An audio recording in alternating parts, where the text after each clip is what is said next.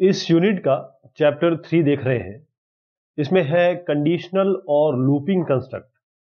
ध्यान रखिएगा, प्रोग्रामिंग में ये कंडीशनल और लूपिंग कंस्ट्रक्ट बहुत बहुत ज्यादा यूज होता है, बहुत ज्यादा। आप एक बार गाइडलाइन सीख जाए तो किसी भी प्रोग्रामिंग लैंग्वेज की, उसके बाद ये जो लूपिंग और कंडीशनल है किसी भी काम के लिए बहुत इंपॉर्टेंट हो जाती है। तो इसको बहुत ध्यान से सुनिएगा, बहुत अच्छे से समझिएगा। तो जब हम ये कॉन्सेप्ट देखेंगे या ये दोनों चीजें हम जान लेंगे या ये चैप्टर पढ़ लेंगे तो आपको सिलेक्शन और इटरेशन का मतलब समझ में आएगा। अलग अलग टाइप के जो लूप्स अवेलेबल है पाइथन में, इसको आप जानेंगे। फिर किस तरीके से हम प्रॉब्लम को देखेंगे, डिसाइड करेंगे, एनालिसिस करेंगे उसकी, और कंडीशन किस तरीके से इवैल्यूएट होगी या कंप्यूट होगी, ये हम जानेंगे। इसके बाद जो कंस्ट्रक्ट का कॉम्बिनेशन है वो किस तरीके से होता है, अलग अलग कंस्ट्रक्ट है, how can we combine them, वो हम देखेंगे कॉम्बिनेशन। फिर हम डिसीजन ट्री लगा के किस तरीके से हम डिसीजन लेंगे और नेस्टेड डिसीजन, यानी डिसीजन के अंदर डिसीजन, उसके अंदर decision, and so on and so fourth. इसके अलावा हम कुछ सिंपल एप्लीकेशंस बनाने की कोशिश करेंगे जो इटरेटिव मैनर में हो। इटरेशन का मतलब होता है, या आइटरेशन का मतलब होता है बार बार, एक नहीं बार बार, कई बार। Control flow structure. Control flow structure क्या है? अब ये समझे कि अगर दिन है या आप सुबह उठे हैं तो आप लोगों को क्या कहेंगे? गुड मॉर्निंग कहेंगे। अगर रात्रि हो रही है तो क्या आप गुड मॉर्निंग कहेंगे? नहीं, आप गुड नाइट कहेंगे। अगर कल बरसात होगी तो आप छतरी लेके जाएंगे, अम्ब्रेला। बरसात नहीं होगी तो नहीं लेके जाएंगे। यानी सारी जिंदगी की सिचुएशन में आपको कहीं ना कहीं ऐसी चीज आएगी जहां पर आपको कंडीशन चेक करनी पड़ेगी कि ये होगा तो वो होगा, ये नहीं होगा तो क्या होगा। तो इसलिए हमारे पास कंट्रोल फ्लो स्ट्रक्चर में पाइथन में सबसे पहले है इफ स्टेटमेंट, यानी if x is greater then 0, यदि x 0 से बड़ा है तो कोलन लगा के, ये कंस्ट्रक्ट है इसका, इफ लिखेंगे, वेरिएबल को चेक कराएंगे x ग्रेटर देन 0, कोलन लगाएंगे और प्रिंट कर देंगे x इज पॉजिटिव। ये एक हल्का सा एक कंट्रोल फ्लो स्ट्रक्चर ही है। कंट्रोल फ्लो यानी कि अगर इफ, यदि ये नहीं होता है तो क्या, तो इसीलिए कंट्रोल यहां जाएगा या कहीं और जाएगा। यहां पर आप देखें कि जो आपने यहां किया, if x is greater then 0, इसने आपको क्या रिजल्ट दिया? इस पूरे पूरे एक्सप्रेशन ने आपको क्या रिजल्ट दिया? ये आपको देगा या तो ट्रू या आपको देगा फॉल्स। जब ये कंडीशन चल जाएगी तो ट्रू या फॉल्स मिलेगा। यदि कंडीशन ट्रू है तो इसके बाद जो स्टेटमेंट आपने देखा प्रिंट वाला, वो प्रिंट हो जाएगा, अदरवाइज नहीं होगा। तो इफ का कॉन्स्ट्रक्ट कैसे होगा, एक बार जरा फॉर्मूली देखते हैं। यहां पर आप इफ लिखेंगे, यहां कंडीशन लिखेंगे, फिर उसके बाद जितने भी स्टेटमेंट्स ब्लॉक, अभी जैसे हमने एक स्टेटमेंट देखा, ऐसे स्टेटमेंट्स काफी सारे लिख सकते हैं। 4 स्पेसेस जरूर दे दीजिएगा, इसको मत भूलिएगा, 4 स्पेसेस देने, उसके बाद लिखना है। उसके बाद यहां पर आप एल्स कर देंगे। यदि x ग्रेटर देन 0 है तो आप बोलेंगे क्या है? पॉजिटिव। नहीं तो आप बोलेंगे ना कि ये नेगेटिव है। नहीं बोलना चाहते कोई बात नहीं, अगर बोलना चाहते तो यहां प्रिंट करेंगे नेगेटिव, x इज नेगेटिव। एक और ऑप्शन इस तरीके से बन सकता है, इफ कंडीशन लिखिए, स्टेटमेंट ब्लॉक जैसे ये यहां तक चलेगा, यहां पर आप एलिफ करिए। एलिफ का, एलिफ कहां से आया है? एल्स इफ से एलिफ आया है, एल्स इफ। अगर x ग्रेटर देन 0 है तो ये, else if x less than 0 है तो ये, एल्स इफ, एक और चीज आप लिख सकते हैं, कोई कंडीशन इफ के आगे जरूर होनी चाहिए। तो अगर आपको एक जैसे ये यहां पर x ग्रेटर देन 0 हो गया तो आप अगली कंडीशन अपने आप लिख सकते हैं, लेकिन ऐसी कई कंडीशंस आएगी यहां पर वो कई बार चेक करना पड़ेगा, तो उसके लिए आप एलिफ यूज करेंगे। यहां पर एलिफ किया आपने, उसके बाद फिर लास्ट में जब जाएंगे, जब इसको एंड करेंगे, तो आखिरी इफ जो है वो एल्स के साथ बंद होगा। या फिर आप आखिरी इफ को एल्स के साथ ना भी बंद करें, लेकिन इफ का कंस्ट्रक्ट एल्स के साथ चलता है। ये जो स्क्वायर ब्रैकेट है जो मैंने आपको यहां बताया, ये जो स्क्वायर ब्रैकेट देख पा रहे हैं, ये ऑप्शनल है, चाहे तो लिखिए चाहे तो ना लिखिए। ये पूरी तरीके से ये कंडीशन पे डिपेंड करता है कि कौन सी चीज आप कर रहे हैं, आपके सामने क्या सिचुएशन आई है। अब ऑप्शन 1 जो हमने देखा, ये वाला, इसको ध्यान से देखिए। यदि कंडीशन इसमें ट्रू आ जाती है तो जो स्टेटमेंट ब्लॉक 1 है वो चलेगा, या फिर अगर कंडीशन फॉल्स आती है तो स्टेटमेंट ये वाला ब्लॉक 2 चलेगा। एल्स जरूरी नहीं है आप चाहे तो लगाएं चाहे तो ना लगाएं, इसीलिए इसको ऑप्शनल बोल रहे हैं। लेकिन दोनों ही केस में मतलब इफ में जो नीचे दिया हुआ है वो कंडीशन ट्रू पे चलेगा, लेकिन एल्स अगर आप देते हैं तो कंडीशन फेल हो जाती है, तब आपका कंट्रोल एल्स पे जाएगा। इफ और एल्स ये आपको अलग अलग एग्जीक्यूशन की ऑल्टरनेटिव देते हैं, यानी दो पॉसिबिलिटीज है। तब होता है दो पॉसिबिलिटीज के लिए इफ एल्स, अगर ये हुआ तो ठीक है, अगर कल बरसात हुई तो मैं अम्ब्रेला ले जाऊंगा, नहीं तो नहीं ले जाऊंगा। अगर आपको एक से ज्यादा ऑल्टरनेटिव आपके सामने है तब आप क्या करेंगे? तब आप इस तरीके से, जैसे एग्जांपल देता हूं मैं आपको, मैं एलिफ के बारे में बात कर रहा हूं। अगर ग्रेटर देन 85 है तो आप बोलेंगे मार्क्स आ गए, परसेंटेज आ गया, ए है। 70 और 85 के बीच में है तो आप बोलेंगे बी आपको देंगे। 60 और 70 के बीच में सी, और इस तरीके से 40 और 60 के बीच में आपको डी देंगे। तो यहां पर चेन बन गई है, यानी यहां पर आपको 4 बार चीजें चेक करानी पड़ेगी। 85 के लिए ये कंडीशन, 4 कंडीशन होगी।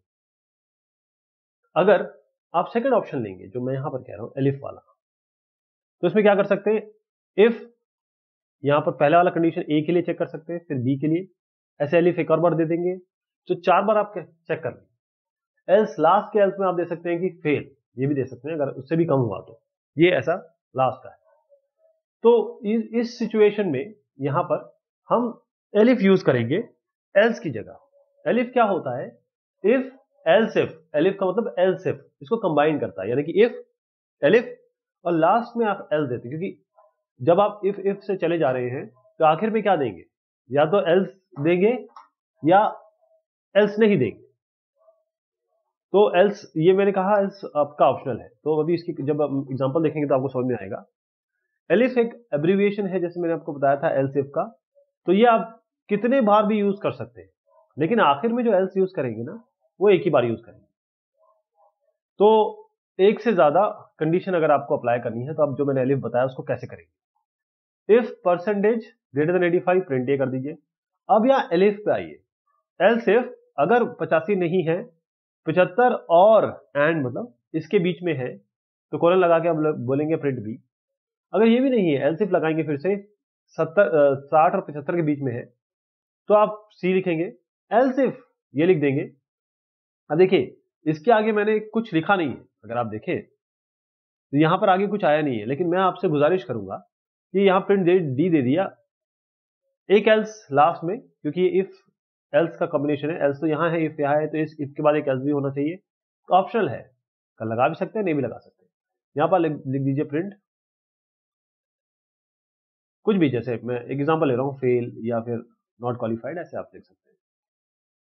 तो इसमें आपने देखा कि जो चेन्ड कंडीशन है, इसमें हमने क्या किया, पहली कंडीशन फॉल्स हुई तो दूसरे पे जाएंगे, दूसरी कंडीशन भी फॉल्स हो गई तो तीसरे पे जाएंगे। अगर पहली ही ट्रू हो गई, अगर मान लीजिए पहली ही ट्रू हो गई, तो आप क्या करेंगे, मान लीजिए आपका 85 से बड़ा है तो ये कंप्यूट हो जाएगा, इसके बाद आपको जानने की जरूरत है क्या, ये सारे एल्स पे लगे हुए हैं। अगर आप इफ कंडीशन ट्रू हो जाती है तो एल्स पे जाने की जरूरत ही नहीं है ना, सारे एल्स ही तो है। अब मान लीजिए आप यहां ये कंडीशन ट्रू नहीं होती है, मान लीजिए आपके मार्क्स जो है 61 है, तो यहां पर आए फेल हो गया, फिर यहां आए फिर फेल हो गया, फिर यहां आए यहां ट्रू हो गया, तो ये कंडीशन प्रिंट सी करके फिर आप बाहर निकल जाएंगे, क्योंकि इसके बाद भी एल्स है। तो जब इफ पे ट्रू हो गया तो एल्स पे जाने की जरूरत नहीं है, जो कंडीशन ट्रू हो जाएगी उस पर ये करके वो बाहर निकल आएगा, ये इसमें बताने की जरूरत है। अगर एक से ज्यादा कंडीशन ट्रू है तो जो पहली ट्रू है केवल वही ब्लॉक एग्जीक्यूट होगा, बाकी की नहीं होगी। तो यही कंस्ट्रक्ट इसका देखिएगा, इसमें कोलन लगा हुआ था, और जो स्टेटमेंट्स हैं वो एक हमने लिखे हैं, एक से ज्यादा भी लिख सकते हैं, कितने भी स्टेटमेंट लिख सकते हैं। इंडेंटेशन लेवल जो 4 के, मैं ये कहना चाहता हूं कि ये एक लाइन लिखी ना, ऐसे आप 1000, 10,000, 50,000 लाइन लिख सकते हैं। बस ये 4 स्पेसेस का ध्यान रखिएगा। उसके बाद ये जब हो जाएगा, कंप्लीट हो जाएगा, तो इसको हम एक कंपाउंड स्टेटमेंट या ब्लॉक ऑफ स्टेटमेंट लिख सकते हैं, कह सकते हैं। और इंडेंटेशन लेवल लीजिए, वो बहुत जरूरी होता है। अच्छा, एक और चीज देखिए, अगर आपको एक सिंपल इफ एल्स स्टेटमेंट लिखना है तो बहुत सिंपल है आपका, तो आप इफ एल्स को किस तरीके से लिख सकते हैं, ऐसे आप लिखेंगे variable is equal two variable 1 if condition else variable 2। इसका मतलब ये हुआ कि हमने यहां पर इवैल्यूएशन लिया। ये ध्यान रखिए, अभी मैं इसको बताता हूं इसको। इस स्टेटमेंट में अगर कंडीशन रिजल्ट होती है ट्रू में तो वेरिएबल 1 आपका काम करेगा, अदरवाइज वेरिएबल 2 काम करेगा। देखिएगा, ये वेरिएबल 1 है, ये वेरिएबल 2 है। इफ कंडीशन, जो भी कंडीशन, जैसे आपने कहा if x is greater then 2, हमने यहां किया 5, एल्स 6।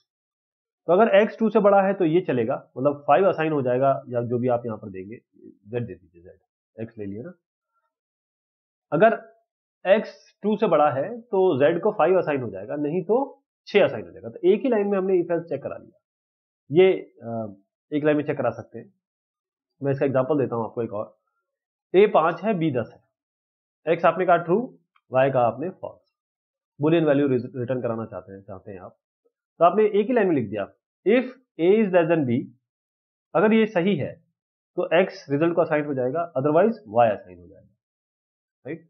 तो इस कंडीशन में क्या होगा, ये है 5 और ये 10। 5 10 से छोटा है तो x यानी कि ट्रू, ट्रू असाइन हो जाएगा रिजल्ट को, तो रिजल्ट इसका ट्रू आएगा। इसको प्रिंट कराएंगे आप तो ट्रू आएगा। ऐसी भी हम बॉडी लिखना चाहते हैं जहां पर स्टेटमेंट ही ना हो, okay, then you can use pass statement. Pass statement कुछ भी नहीं करता है। जैसे इफ कंडीशन पास, आप इफ ये अगर कोई कंडीशन है, जैसे मैंने अभी आपको कहा कि लास्ट में जो इफ एल्स हम 80-75 वाला देख रहे थे, अगर आप कहते हैं लास्ट में मैं किसी को फेल नहीं लिखना चाहता हूं, तो इफ उस कंडीशन पे आप यहां पर लिख दीजिए, या एल्स में लिख दीजिए। एल्स में भी लिख सकते हैं, ऐसी बात नहीं है। तो आप यहां पास कर दीजिए, बस पास शब्द लिख दीजिए, ये लिखना है आपको। ये भी हो सकता है कि कंडीशन के अंदर दूसरी कंडीशन हो, उसे हम कहते हैं नेस्टेड कंडीशन। कंडीशन के अंदर कंडीशन, उसके अंदर कंडीशन, इसे हम नेस्टेड कंडीशन कहते हैं। जैसे हमने कहा if x is equal to y, अगर x बराबर है y के तो प्रिंट x कर दीजिए, और साथ में y को x और y आर इक्वल, क्योंकि ये चीज हम प्रिंट कराना चाहते हैं, इसने सिंगल कोट्स में दिया। जो चीज हमारे पास वेरिएबल है हम सीधा डायरेक्ट लिखते हैं, जो स्ट्रिंग इसके साथ जोड़नी है उसको हम सिंगल कोट में लिखते हैं, या डबल कोट्स में भी लिख सकते हैं, ये कॉनकैटिनेट हो जाएगा साथ में। अच्छा देखिए, मुद्दा ये है कि अगर x y से बराबर है तो x और y इक्वल आप लिख देंगे, अदरवाइज एल्स में आप आएंगे, यहां भी कॉलन लग रहा है, यहां भी कॉलन लग रहा है, ध्यान दीजिएगा, एल्स में भी कॉलन लग रहा है। एल्स में एक और कंडीशन डाल दीजिए। ये एक कंडीशन है जो नेस्टेड इफ है, यानी कि इस एल्स के अंदर आपने इफ एल्स और डाल दिया। फिर एक बार और चेक कराइए, अगर दोनों बराबर है तो इक्वल है, अगर x लेस देन y है तो आप बोलेंगे x लेस है, या एल्स में लिख दीजिए x ग्रेटर है। तो x इक्वल टू वाई, मतलब हमने जानने की कोशिश की कौन सा x और y में बड़ा है, छोटा है या बराबर है।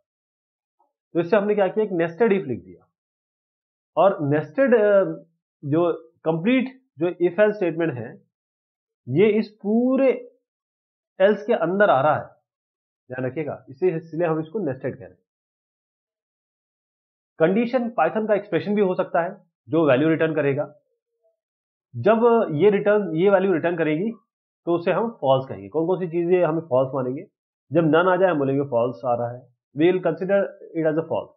जीरो आ रहा है तो फॉल्स, अगर कोई स्ट्रिंग आ रही है जिसकी लेंथ जीरो है तो हम बोलेंगे फॉल्स, या कोई एम्प्टी कलेक्शन आ रहा है तो हम बोलेंगे फॉल्स। ये चारों की केस में जब भी ये चारों रिटर्न होंगे हम कहेंगे फॉल्स। लूपिंग कंस्ट्रक्ट, कोई भी चीज जो करनी है कंप्यूटर से हम क्यों कराते हैं, क्योंकि हम अगर एक चीज को बार बार करें तो या तो हम थक जाएंगे, टीडियस हो जाएगा, या गलती के चांसेस हो जाएंगे। इसीलिए हम कंप्यूटर को कहते हैं, या फिर प्रोग्रामिंग में हम आते हैं कि देखिए साहब ये हमारे पास काम है, ये मेरे को 1000 बार करना है, 10 लाख बार करना है, या जिंदगी भर करते रहना है। ऐसी मशीन भी होती है, जैसे मान लीजिए कोई कैमरा है, डिजिटल कैमरा है, वो पिक्चर ले रहा है, और या फिर आपका एक सीरियल पोर्ट है जो कोई डेटा एक्सपेक्ट कर रहा है, वहां पर वो कंटिन्यू चलता रहेगा, लाइफ टाइम चलता रहेगा, इनफाइनाइट लूप में चलता रहेगा। तो हम एक चीज को बार बार कराना चाहते हैं तो उसके लिए हम लूपिंग कॉन्स्ट्रक्ट यूज करते हैं। बार बार करने का काम यह है कि बगैर किसी दिक्कत की, परेशानी के, कंप्यूटर क्योंकि वो तो प्रोग्राम्ड है, हमें जो प्रोग्रामिंग लैंग्वेज में उसको बोल दिया कि ये करना है तो वो करना है, कितने बार भी करना है जब तक मशीन सही चल रही। तो पाइथन लूपिंग कंस्ट्रक्ट को दो भागों में या दो चीजों में मेन डिवाइड करता है। एक है व्हाइल स्टेटमेंट, एक है फॉर। आप देखें कि अगर आप सी या सी प्लस प्लस में जाएंगे तो आपको व्हाइल मिलेगा, फॉर मिलेगा, डू व्हाइल मिलेगा, और ये जो चीजें हैं इसमें व्हाइल और फॉर में चलती हैं। व्हाइल स्टेटमेंट को समझिएगा। वाइल, वाइल मतलब होता है जब तक, हिंदी में इसको बोलेंगे जब तक। तो सिंटेक्स इस तरीके से होगा कि वाइल कंडीशन, जब तक ये कंडीशन ट्रू है, कंडीशन इज बुलियन, यानी कि ये तो ट्रू होगा, इसका रिजल्ट या फॉल्स होगा, इसके अंदर एक्सप्रेशन हो सकता है कोई, उसका रिजल्ट ट्रू या फॉल्स आएगा। तो जब तक ये कंडीशन चलेगी आप ये स्टेटमेंट चलाइए। इसके साथ आप एक एल्स भी दे सकते हैं, ये ऑप्शनल पार्ट है वाइल का, लिखे तो सही, नहीं लिखे तो सही। एल्स जब तक ये कंडीशन चलती रहेगी ये होगा, अदरवाइज ये कंडीशन चला दीजिए। बहुत हद तक ये इफ की तरह ही दिख रहा है आपको। ओके, अब वाइल कंडीशन में वाइल लिखते हैं, साथ में एक कंडीशन लिखते हैं, कंडीशन अभी मैं बताऊंगा आपको। कोई भी एक्स, मान ली while x greater than y, ये भी कंडीशन है, या एक्स ग्रेटर देन 10 ये भी कंडीशन है, वो इसके अंदर आ सकती है। कि ये जो कंडीशन है ये हमेशा ट्रू और फॉल्स होनी चाहिए, यानी कि रिलेशनल चीजें होनी चाहिए इसके अंदर, रिलेशन वाली एक्सप्रेशन डालेंगे आप। इसके बाद आप यहाँ पर कोलन देंगे। अब इसके बाद जो स्टेटमेंट है वो 1, 2, 1000, लाख कितने भी लिख सकते हैं। इंडेंटेशन का ध्यान रखिएगा, 4 स्पेसेस का। अब आप देखिए ये तब तक चलता रहेगा जब तक वाइल के आगे ट्रू आता रहेगा। जिस समय फॉल्स आ गया वाइल बाहर आ जाएगा, राइट। वाइल तब तक काम करेगा जब तक अंदर ट्रू आता रहेगा, जैसे ही फॉल्स आएगा वाइल बाहर आ जाएगा। वाइल अगर कंडीशन फॉल्स है, देखिए ये जो लूप है ये है एंट्री कंट्रोल्ड। एंट्री कंट्रोल मतलब एंट्री पे ही चेक हो जाएगा। यहां पर अगर पहली बार ही कंडीशन फेल आ गई तो वाइल एक बार भी काम नहीं करेगा। इसे कहते हैं एंट्री कंट्रोल लूप। अगर आप C++ के बारे में थोड़ी बहुत जानकारी हो तो उसमें डू वाइल लूप होता है, वो एग्जिट कंट्रोल लूप होता है। यानी कि अगर कंडीशन फॉल्स भी है तो एक बार तो एंटर करेगा ही करेगा। ओके, तो जैसे ये देखिए, अगर हमको लूप 1 से लेकर 10 तक आपको प्रिंट कराना है नंबर, तो i इक्वल टू 1 ले लिया आपने, i से 1 से शुरुआत की।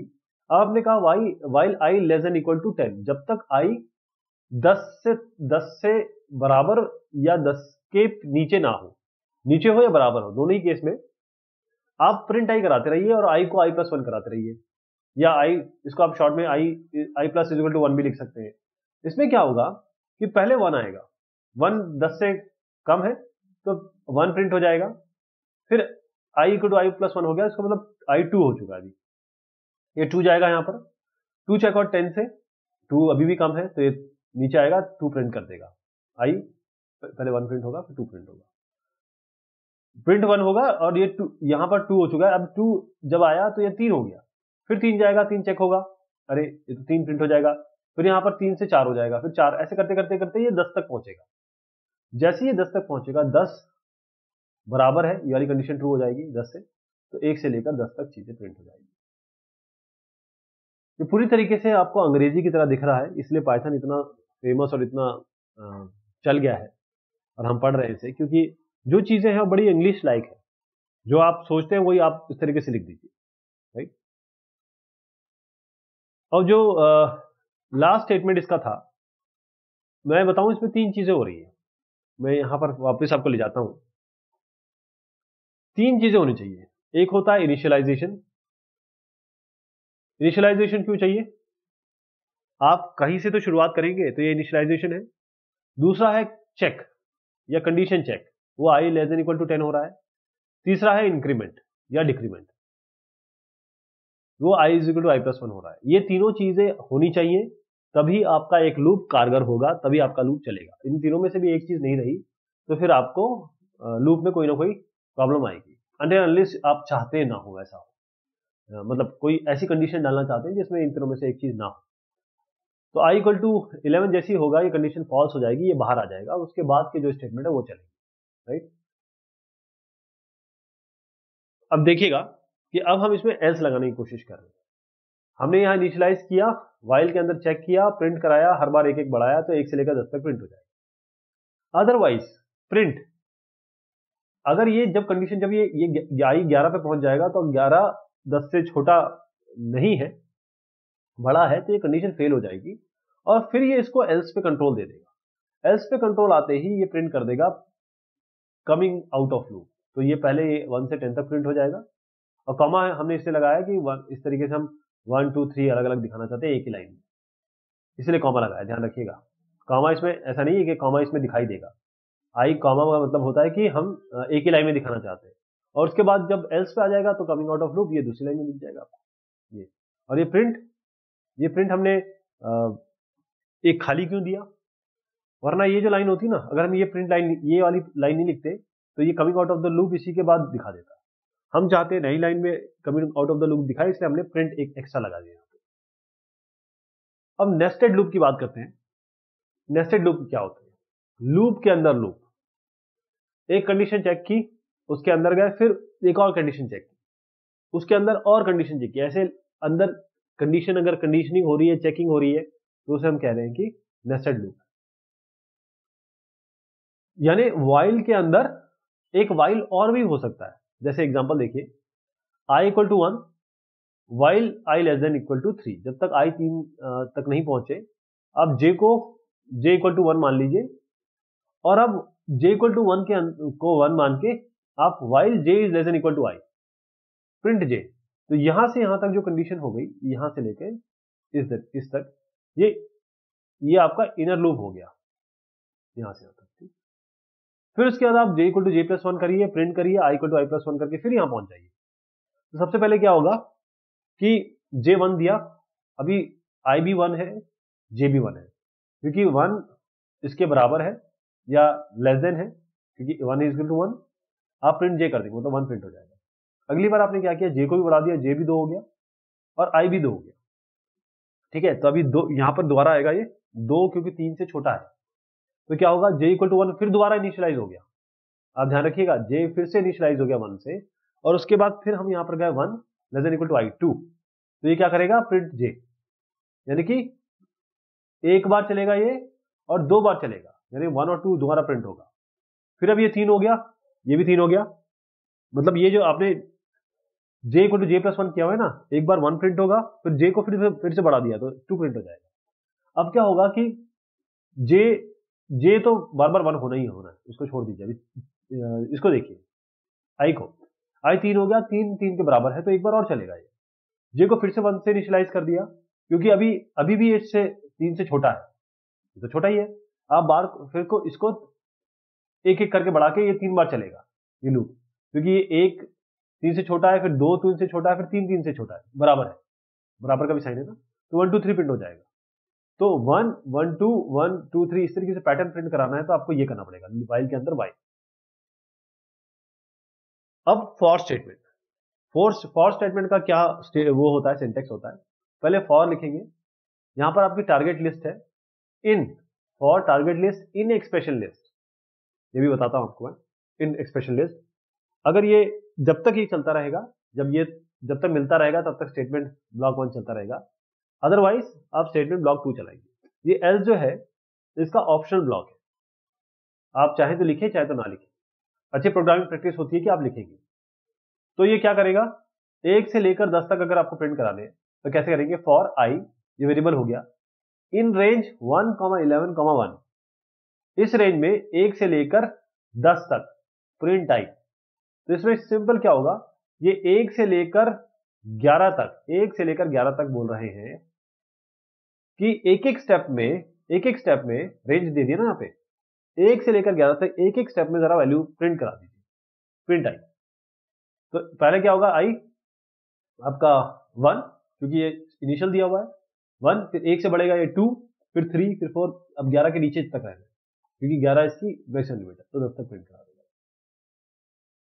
तो ये फ्लो कैसे हुआ इसमें समझिए इसको दोबारा। रेंज आपने जो दिया है, इसमें एक स्टार्ट दिया है, एक स्टॉप दिया है, एक स्टेप दिया है, स्टेप ऑप्शनल है। तो हुआ क्या कि इसने स्टार्ट किया और स्टॉप -1, मतलब क्योंकि इसमें हमने 1 से 11 तक दिया था, स्टॉप -1, 11 -1 10 तक ये चला। अब स्टेप जो है, जो भी वैल्यू इससे जनरेट हो रही है उसमें ऐड होगा। ओके, अगर आप कुछ नहीं देते हैं तो अपने आप वो 1 वैल्यू लेके स्टेप वाइज बढ़ा देगा। अब i जो वेरिएबल है, इसमें आपने कहा ना i इन, फिर उसके बाद रेंज दिखा, तो जो i वेरिएबल है, जो वैल्यू i में आ रही है, वो रेंज में देख रहा है, i रेंज में है नहीं है। तो 1 से लेकर 10 तक आप पहुंच गए, पहले i बोला 1 इस रेंज में, 2 इस रेंज में, 3 इस रेंज में, तो प्रिंट तो i करा रहे हैं ना, तो ये इसलिए i लिखा हुआ है, प्रिंट i, पहले 1 फिर 2 फिर 3 4 1 से लेकर 11 तक रेंज मिलती रहेगी। जैसे ही आप 11 पे पहुंचे ये बाहर आ जाएगा। ओके, अब जैसे बाहर आएगा तो आपको एल्स लिखना पड़ेगा, मतलब अगर आप चाहते हैं कि कुछ एल्स में दिखाएं तो 1 से लेकर 10 तक ये प्रिंट कराएगा। जैसे ये बाहर आएगा रेंज क्योंकि खत्म हो गई अब, तो आप जो है एल्स में जो लिखाएंगे वो दिख जाएगा। अगर ये रेंज है, जो रेंज आई जो आपने रूट कंट्रोल के लिए लिया, जो आई आपने लिया था वो कुछ भी ले सकता है, ऐसा नहीं है कि रेंज ही लगाना है वहां पर स्ट्रिंग ले सकते हैं आप, लिस्ट ले सकते हैं, डिक्शनरी ले सकते हैं। मैंने बताया कोई भी चीज जो चीज स्ट्रिंग, लिस्ट या डिक्शनरी में लाई कर रही है वो आई पे जाती रहेगी, और आई पे जब तक जाती रहेगी जब तक कंडीशन ट्रू रहेगी।